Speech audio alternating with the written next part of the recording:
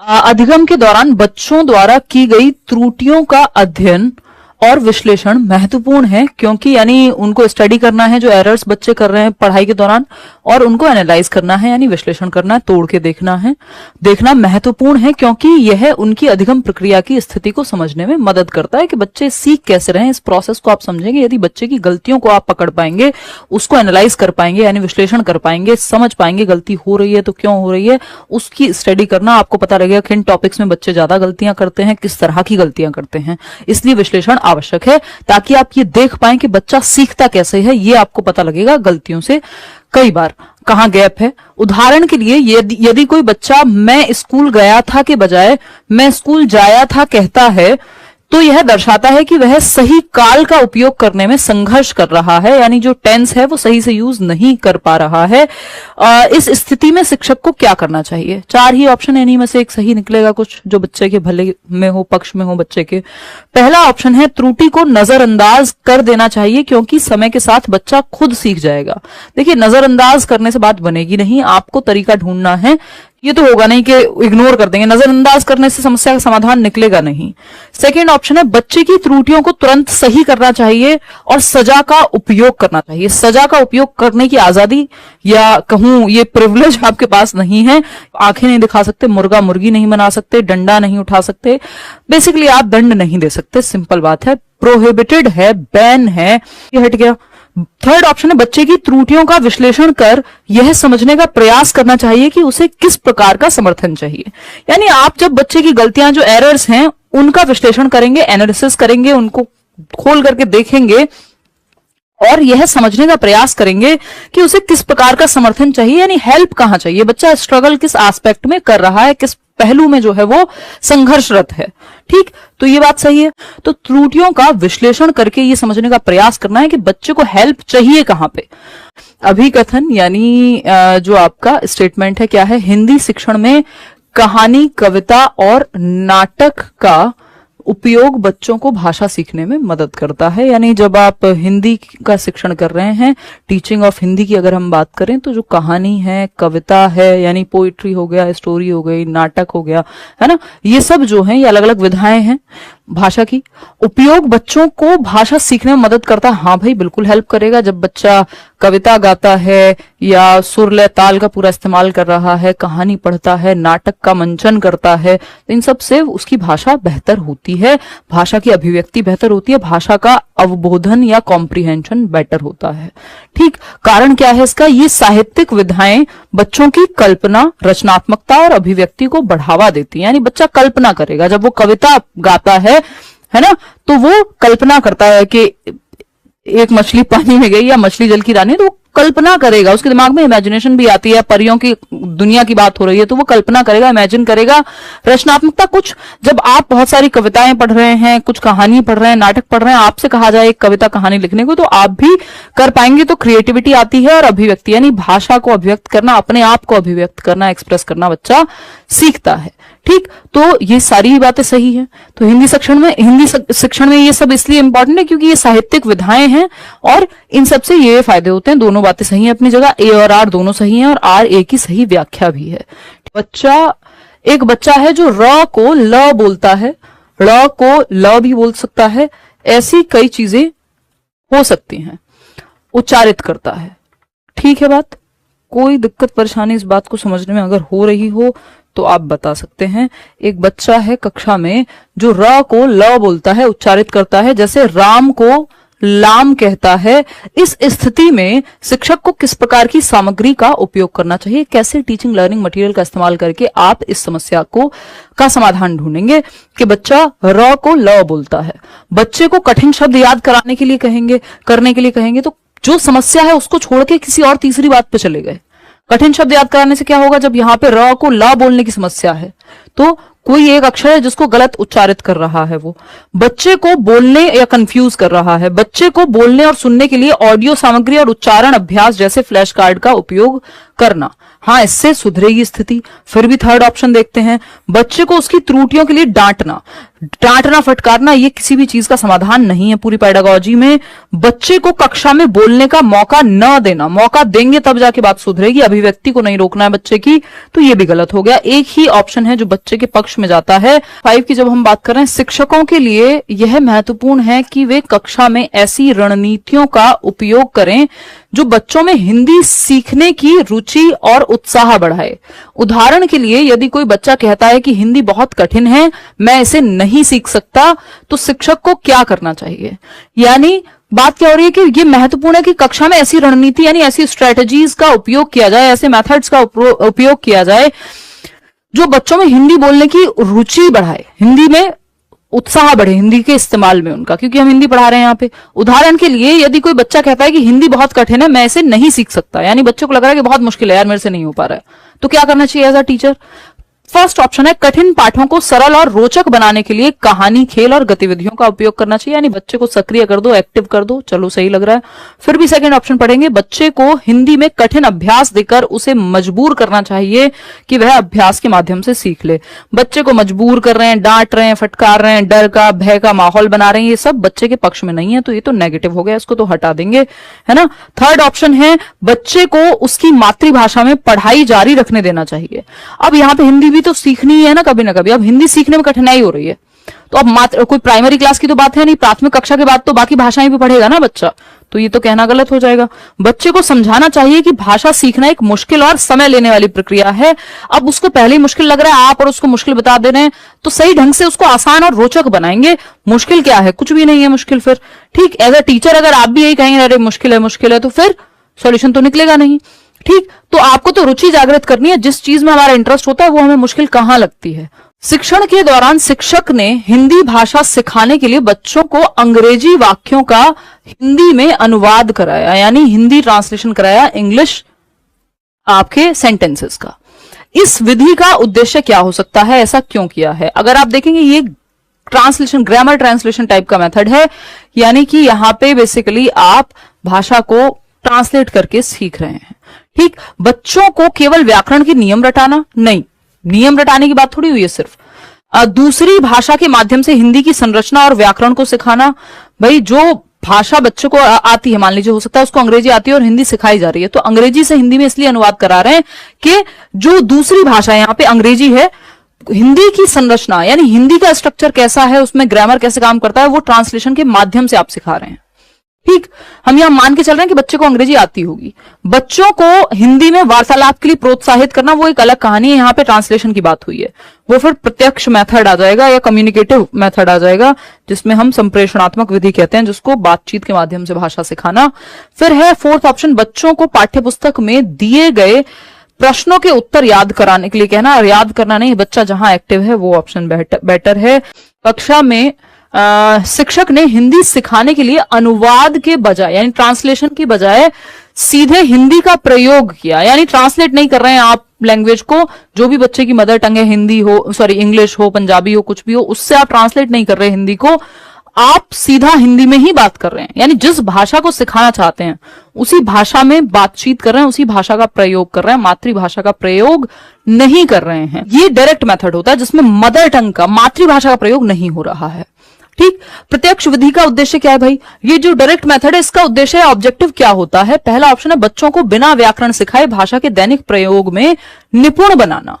तो आप देखेंगे बहुत सारे इंग्लिश मीडियम स्कूल्स के बच्चे जो हैं वो अच्छी अंग्रेजी बोल लेते हैं, बेशक उन्होंने ग्रामर या व्याकरण उनकी हिंदी मीडियम वालों से कई बार कमजोर हो, लेकिन क्योंकि उन्होंने वो भाषा यूज करके बोलना सीखा है, तो वो बोलचाल में, दैनिक भाषा के डेली यूज में उनकी अच्छी लैंग्वेज पे पकड़ हो जाती है, स्पोकन लैंग्वेज पे। बात तो सही लग रही है। फिर भी सेकंड ऑप्शन देखते हैं, बच्चों को केवल व्याकरण पर ध्यान केंद्रित करना। व्याकरण की तो यहां बात ही नहीं हो रही, जब आप भाषा के इस्तेमाल से सीख रहे हैं तो डायरेक्ट व्याकरण थोड़ी रट रहे हैं आप। फिर आता है थर्ड ऑप्शन, बच्चों को मातृभाषा का अधिक प्रयोग करने देना। मातृभाषा का तो प्रयोग वर्जित है इसमें, यानी मदर टंग तो यूज ही नहीं हो रही इस मेथड में। डायरेक्ट जिस भाषा को सिखाना चाह रहे हैं, जो कि हिंदी है, यहाँ पे देखो, यहाँ पे हिंदी देख के ये मत सोच लेना सारी दुनिया की मातृभाषा, सारे बच्चों की भाषा, भारत में मातृभाषा जो है हिंदी होगी। ठीक है ना, हिंदी यहाँ पे टारगेट लैंग्वेज या एक लक्ष्य भाषा के रूप में काम कर रही है, जिसको आप सिखाना चाह रहे हैं। बच्चों को दूसरी भाषा में सोचने और लिखने के लिए प्रेरित करना। देखो यहाँ पे भाषा के इस्तेमाल से आप भाषा सीख रहे हैं या डायरेक्ट उस लैंग्वेज को यूज करके आपका जो बातचीत डेली हो रही है उसमें बच्चा बेहतर हो रहा है, पारंगत हो रहा है। तो फर्स्ट ऑप्शन है। देखिएगा, ये कह रहा है कक्षा में उपलब्धि परीक्षण के माध्यम से शिक्षक बच्चों की भाषा सीखने की प्रगति को मापना चाहते हैं। उपलब्धि परीक्षण समझते हैं आप, अचीवमेंट टेस्ट के माध्यम से कि कितना अचीव कर लिया, जो उद्देश्य निर्धारित हुए थे वो किस हद तक अचीव हो गए हैं, ये उपलब्धि प्रश्न पत्र के माध्यम से जांचा जाता है।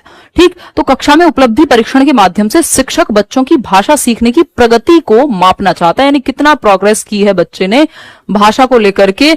ये अचीवमेंट टेस्ट या उपलब्धि परीक्षण के माध्यम से पता लगेगा कि 4 चैप्टर पढ़े थे या ये पढ़ा था, ये सीख पाया कि नहीं सीख पाया। इसका उद्देश्य क्या होगा, बता दिया मैंने आपको उद्देश्य, कितना सीख पाया। पहला ऑप्शन है बच्चों के कमजोर क्षेत्रों की पहचान करना और उन्हें सुधारने के लिए सुझाव देना। चलो, हो सकता है बच्चों को उनके प्रदर्शन के आधार पर श्रेणियों में बांटना, यानी कैटेगरीज में बांटना, ये काम नहीं करना है। केवल बच्चों को परीक्षा के लिए बांटना नहीं है, बच्चे को केवल बच्चों को परीक्षा के लिए तैयार करना, ये भी कोई सिखाने का लक्ष्य नहीं है कि सिर्फ एग्जाम के लिए प्रिपेयर हो जाएं। दुर्भाग्य है हमारा कि हम ज्यादातर एग्जाम्स के लिए पढ़ते रह जाते हैं। बच्चों पर अधिक पाठ्यक्रम का बोझ डालना, ये भी एक नेगेटिव बात है कि आपने सिलेबस का बोझ डाल दिया। एक ही ऑप्शन जहां बच्चा एक्टिव है और जहां बच्चा एक्टिव हो वो ऑप्शन बेस्ट है। बच्चे के रूप में आप देखते हैं कि एक बच्चा घ और ग के उच्चारण में बार बार गलती करता है। इसका निदानात्मक समाधान क्या हो सकता है? निदानात्मक यानी डायग्नोस्टिक, यानी आप कैसे निदान करेंगे और निदान कर लिया फिर उसके बाद रेमेडी कैसे देंगे, यानी उपचार कैसे करेंगे। ठीक, ये निदानात्मक परीक्षण होता है जिसमें पहले निदान करके कारण पता करते हैं कहां कमी रह गई और फिर उपचारात्मक शिक्षण यानी रेमेडियल टीचिंग देके सुधारते हैं, दोबारा से नए तरीके से पढ़ाएंगे या जहां भी दिक्कत हुए उसको सुधारेंगे। ये निदानात्मक परीक्षण में या निदानात्मक समाधान में शामिल है। तो एक बच्चा है घ और ग के उच्चारण में बार बार गलती करता है, यानी घर बोलना है तो गर बोल देता है और गर बोलना है तो घर बोल देता है, मतलब ग और घ के उच्चारण में उसको है दिक्कत। पहला ऑप्शन है बच्चे को बार बार सही उत्तर रटाने के लिए कहेंगे। रटाना तो अपने आप में ही नेगेटिव हो गया है ना। एक कीवर्ड का भी सेशन लेना है जल्दी ही, आप लोगों ने कल भी याद दिलाया था। बच्चे को अकेला छोड़ देना ताकि वह खुद अपनी गलती सुधारे। आप खुद से कैसे सुधारेगा जब वो स्ट्रगल कर रहा है, तो आपको फोकस तो कराना पड़ेगा। बच्चे की समस्या को समझकर उच्चारण सुधारने के लिए विशेष गतिविधियां जैसे कि फ्लैश कार्ड और श्रवण अभ्यास कराना। यहां पे बच्चा एक्टिव है, जहां बच्चा एक्टिव है वो उत्तर सही है। त्रिआयामी शिक्षण दृष्टिकोण में संज्ञानात्मक यानी कॉग्निटिव एस्पेक्ट, भावनात्मक या संवेगात्मक अफेक्टिव और कौशलात्मक यानी साइकोमोटर आयामों का विकास होता है। यदि कक्षा में शिक्षक का उद्देश्य बच्चों की भाषा समझने की क्षमता के साथ साथ उनके भावनात्मक और व्यावहारिक विकास को बढ़ावा देना है तो वह कौन सी विधि अपनाए? जो बीएस, ये दोनों के लिए भाई, पेपर 1 पेपर 2 सबके लिए है क्योंकि सिलेबस सेम ही है। तो अगर हम देखें यहाँ पे तो आपको एक चीज देखनी है, यहाँ पे त्रिआयामी से मतलब क्या है? वैसे ट्राइपोलर एजुकेशन अलग होती है, उसमें फिर आपका टीचर है, स्टूडेंट है और एनवायरमेंट है, ये जॉन डुई का है। लेकिन ये जो त्रिआयामी की यहाँ ये बात कर रहे हैं वो है बीएस ब्लूम का टैक्सोनॉमी, है ना, ब्लूम का वर्गीकरण, जिसमें उन्होंने अधिगम के अलग अलग क्षेत्र की बात की है, पक्षों की बात की है। वो सीएपी कैप से मैं आपको बताती ही हूं। सीएपी कैप बोले तो कॉग्निटिव मतलब संज्ञान यानी दिमाग की बात हो रही है, अफेक्टिव यानी बच्चे के इमोशंस भी जुड़े, दिल भी जुड़े, दिमाग भी जुड़े और फिजिकल एक्टिविटी भी, आप उसको हैंड्स ऑन एक्सपेरिमेंट भी करा रहे हो। तो ये तीनों जब जुड़ जाते हैं तो बेहतर अधिगम होता है। ठीक, अब कक्षा में यदि शिक्षक का उद्देश्य बच्चों की भाषा समझने की क्षमता के साथ साथ उसके भावनात्मक और व्यावहारिक विकास, वो इस्तेमाल भी कर पाए, है ना, और नाटक का मंचन करना है मान लीजिए, वो भी करे, इमोशनली भी कनेक्टेड हो चैप्टर उससे, तो क्या करेंगे आप? पहला ऑप्शन है बच्चों को केवल व्याकरण और शब्दावली, एक तो ये केवल शब्द ही नेगेटिव हो जाता है, सिर्फ व्याकरण और वोकैबुलरी रटवाते रहेंगे तो इससे रटंत विद्या हो जाएगी, ये अर्थपूर्ण अधिगम नहीं होगा। इसमें तीनों पहलू नहीं जुड़ पाएंगे, दिल, दिमाग और हाथ, यानी एक्टिविटी नहीं हो पा रही। बच्चों को समूह चर्चा यानी जब वो ग्रुप डिस्कशन कर रहे हैं, कहानी लेखन, जब आप खुद से कहानी लिख रहे हैं और नाटक गतिविधियों में नाटक का मंचन कर रहे हैं कि कोई सूर्पनखा बना हुआ है, कोई रावण बना हुआ है, तो अब यहां पे आप फिजिकली भी एक्टिव हो गए, साइकोमोटर डोमेन आ गया, कौशलात्मक कौशल की जिसकी हम बात कर रहे हैं यहाँ, इमोशंस भी, क्योंकि कोई भी आप नाटक का मंचन कर रहे हैं या कोई कहानी लिख रहे हैं तो उसमें इमोशंस भी आते हैं, और संज्ञान यानी दिमाग का तो इस्तेमाल होगा ही, क्योंकि बिना सोचे आप कैसे तो चर्चा करेंगे, तो तीनों बातें शामिल हो गई। हिंदी शिक्षण के दौरान शिक्षक को बच्चों के बीच संवाद यानी डिस्कशन, ठीक, तो बच्चों के बीच डिस्कशन हो रहा है और वार्तालाप को प्रोत्साहित करना चाहिए, यानी बातचीत हो रही है। ठीक, किसी टॉपिक पे डिस्कशन या नॉर्मल बातचीत हो रही है, इसको प्रोत्साहित यानी बढ़ावा देना चाहिए। शिक्षक ने बच्चों को वृक्षों का महत्व यानी ट्रीज का क्या इंपॉर्टेंस है विषय पर चर्चा करने और फिर उस पर एक लेख लिखने के लिए कहा। ऐसा करने का उद्देश्य क्या हो सकता है? यानी चर्चा परिचर्चा डिस्कशन हो रहा है, कम्युनिकेट कर रहे हैं बच्चे, टॉपिक दिया गया है, क्या टॉपिक है? वृक्षों का महत्व यानी what is the importance of trees, तो पेड़ों का क्या महत्व है, इस पे चर्चा करने को कहा गया है। इसका उद्देश्य, इस चर्चा का उद्देश्य क्या हो सकता है, इसका ऑब्जेक्टिव या गोल क्या हो सकता है? पहला ऑप्शन है केवल बच्चों के व्याकरण ज्ञान को परखना। चर्चा में यहां पे व्याकरण की थोड़ी बात हो रही है कि नियम कायदे कानून की बात थोड़ी हो रही है, वो तो लिखवा लेते फिर। सेकंड ऑप्शन है बच्चों को रचनात्मक सोच यानी क्रिएटिव थिंकिंग, विचारों की अभिव्यक्ति यानी जो विचार उनके पास हैं पेड़ों को लेकर के, जो भी उनके पास इंफॉर्मेशन है उस पर वो चर्चा करेंगे, तो अब एक्सप्रेस करेंगे खुद को।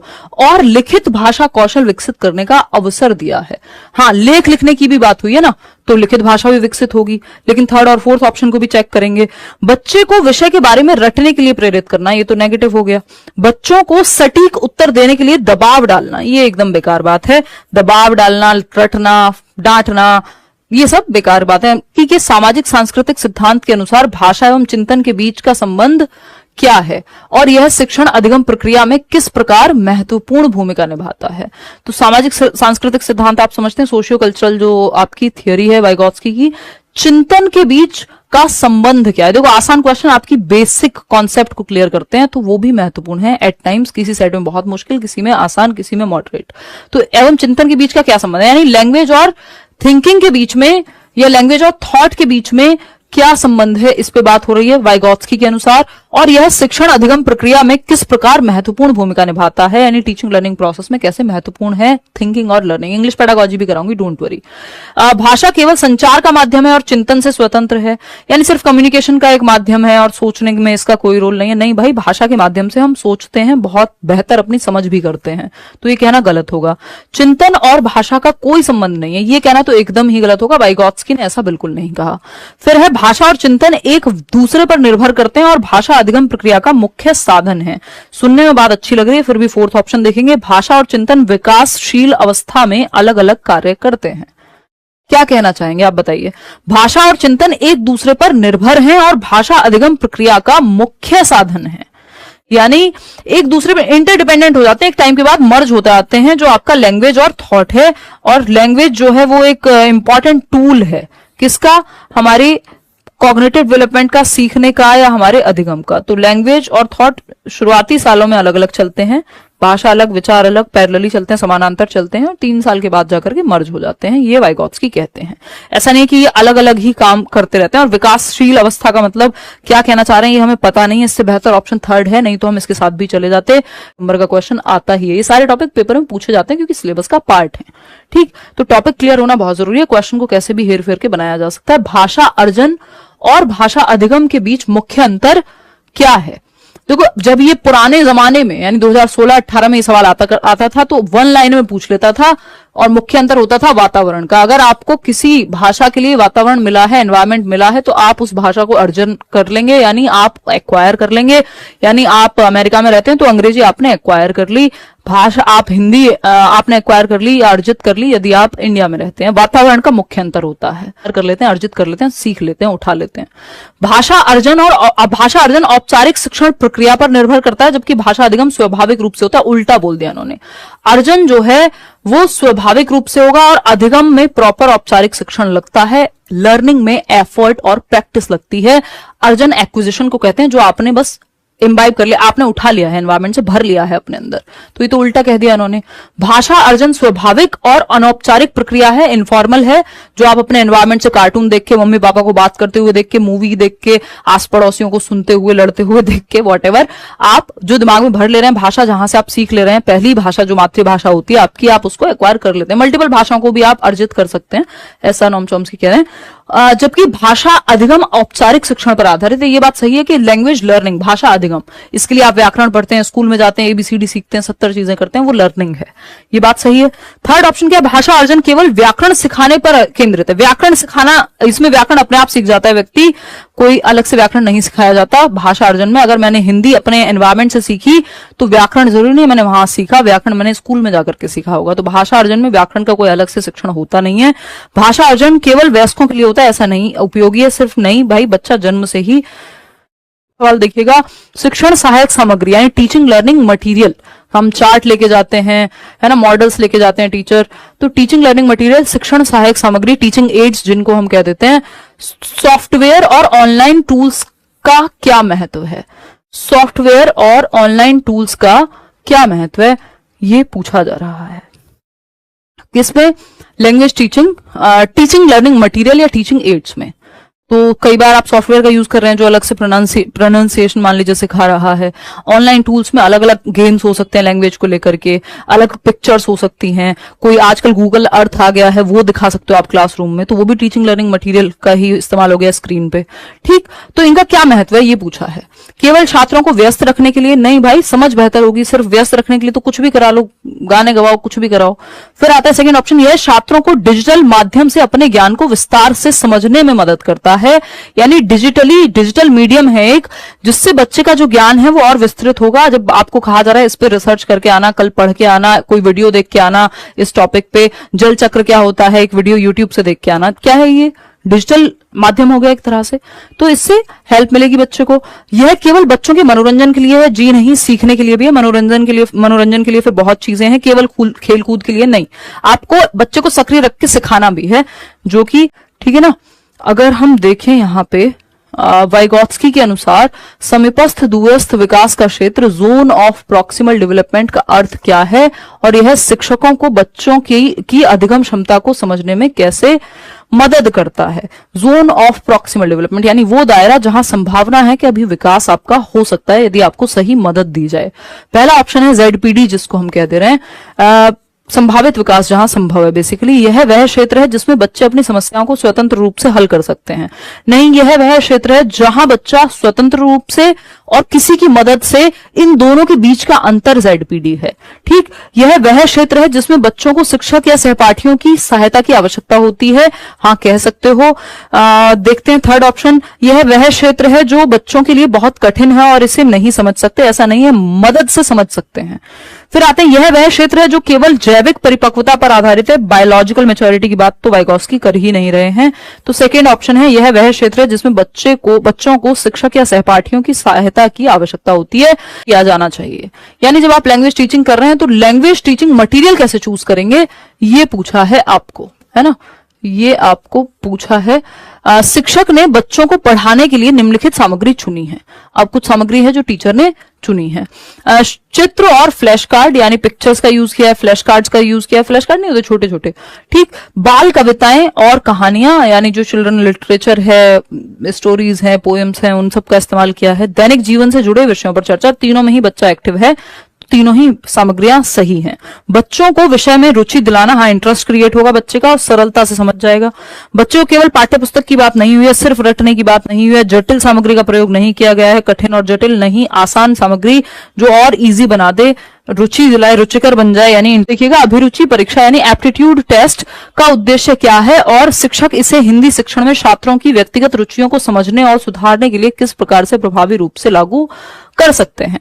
तो अभिरुचि परीक्षा छात्रों के मानसिक स्वास्थ्य को जांचने के लिए है। ये कोई मेंटल हेल्थ का परीक्षण थोड़ी है। एप्टीट्यूड मतलब आपका किस क्षेत्र में आपके अंदर क्षमता है बेहतर करने की, तो इंटरेस्ट भी उस क्षेत्र में होना चाहिए आपके अंदर। एप्टीट्यूड है यानी एबिलिटी है कि उस विशेष क्षेत्र में आप बेहतर कर पाएंगे। ठीक, सेकेंड ऑप्शन है, यह परीक्षा केवल बच्चों के एकात्मक रुझानों को नापने के लिए, यानी जो एकमात्र उनका रुझान है एक ही तरफ, ऐसा नहीं है। यह छात्रों के व्यक्तिगत रुचियों को जानने और उनके अध्ययन के क्षेत्र को सही दिशा देने के लिए होती है। शिक्षक इसे बच्चों की रुचियों को पहचानने और शैक्षिक सामग्री में सुधार लाने के लिए लागू कर सकते हैं कि भाई बच्चा किस तरफ जा सकता है, वो स्पोर्ट्स में अच्छा हो सकता है, वो उसको क्या दिशा दें हम, म्यूजिक में अच्छा हो सकता है। तो एप्टीट्यूड बेसिकली उसकी रुचि किस तरफ है और उसमें क्षमता किस तरफ जाने की, उस तरह से फिर उसको सिखाया जाए। अभिरुचि परीक्षा का उद्देश्य केवल बच्चों की विषय विशेष जानकारी जी नहीं, तो थर्ड ऑप्शन यहाँ बेहतर है और बच्चा सबसे ज्यादा एक्टिव भी आपको थर्ड ऑप्शन में ही नजर आएगा।